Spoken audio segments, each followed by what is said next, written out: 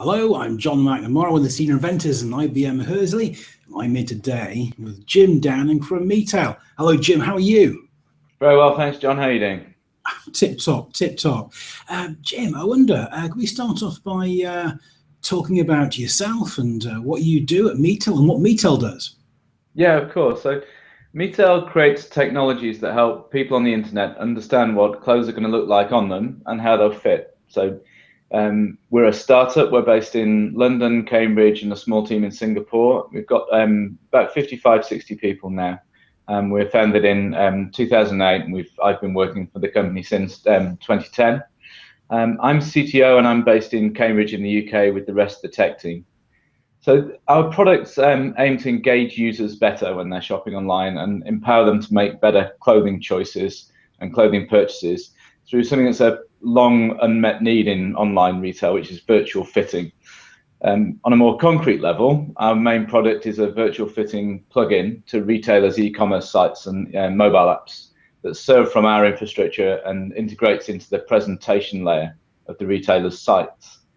Behind the scenes, we work with retailers and brands to digitize their clothes, either at our studio in London or in their warehouse in their photography facilities, using our proprietary equipment, tool chain, and infrastructure. So there's quite a bit of our software is working behind the scenes.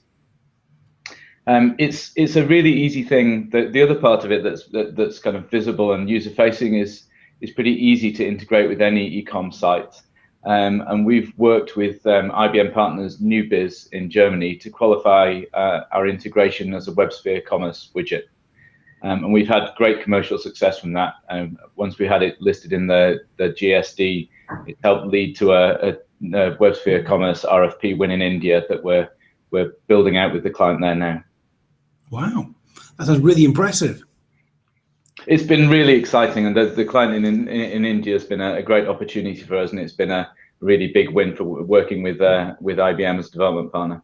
Oh, tip top. So Jim, what was it that initially led you to engage with the IBM Hursley Innovation Centre? So one of the data integration sources, one of the more involved ones that we need from retailers to make the service really sing, is returns information. So which garments gets returned and why.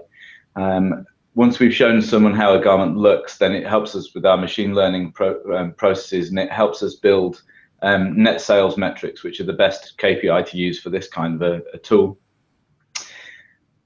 When it comes to those data feeds, there's very little standardization. There's very little standardization either in formats or in the systems that people use to manage the data. So it's usually provided manually, and that means that the provision is often shaky and often unreliable, and it's a pain for our customers as well. So we were looking for ways to automate that, to make life easier for them, and to mean that we were getting more up-to-date returns information. We didn't really know how to do it in WebSphere Commerce, so we went to IIC to talk about how we might achieve that. They advised us that there probably wasn't anything useful in WebSphere Commerce, but that if the clients were using Sterling Order Management, which wasn't the system we'd interacted with in 4 years, that we'd be able to automate it, or it might be possible to automate it. So we worked with them on architecting and building a prototype of how to get automatic returns information from Sterling. Fantastic. So what facilities did you find most useful in the Innovation Centre? So by a long way, it was the engineer we were working with and his expertise, which is a guy called Adam DeLu. He's a very smart guy, and he knows WebSphere Commerce very well. And more than that, he was able to pull in experts from Sterling and for other bits of WebSphere Commerce when we needed them and when he needed to talk to them, which meant that it turned a project which would have taken years to acquire the expertise to even answer yes or no, can this be done? In the same, instead we ended up with a working prototype in a few months. Wow. And actually that was mainly done over the course of a few days of work and kind of more correspondence about questions. Adam is an absolute legend. Can't say good things about him. So were there any particular challenges that we help you overcome? It mostly is about the expertise for knowing where to make the changes and how to make the changes, but mostly in where and how, because Sterling is this huge capable system. It does a lot more. I mean, we really just have one tiny facet that we care about, but understanding all of the architecture that's been built to deal with all of these complex business problems is a much bigger problem, and understanding where to put the one piece we needed was the real key to it.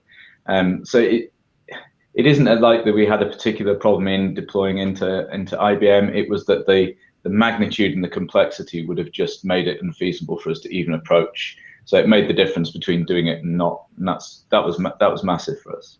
Fantastic. So is there one overall benefit that you point to from invoking and using the IBM Hursley Innovation Centre? I think it is probably navigation through IBM's big range of products and systems, being pointed in the right directions and helped with the specific problems that you have, or really kind of interpreting what you're attempting to do into how that would come across for users of IBM's products, and how the products might be customized or developed on, or components built for them. Awesome. And do you see yourselves coming back and using the facilities in the Innovation Centre again? Most probably. We've got there are a bunch of things we now want to expand our integration to do, and other projects that we want to do, where we've started working on a solution for UBX, so that we can, if clients are using UBX, then we can feed our analytics into that, or some of the analytics into it.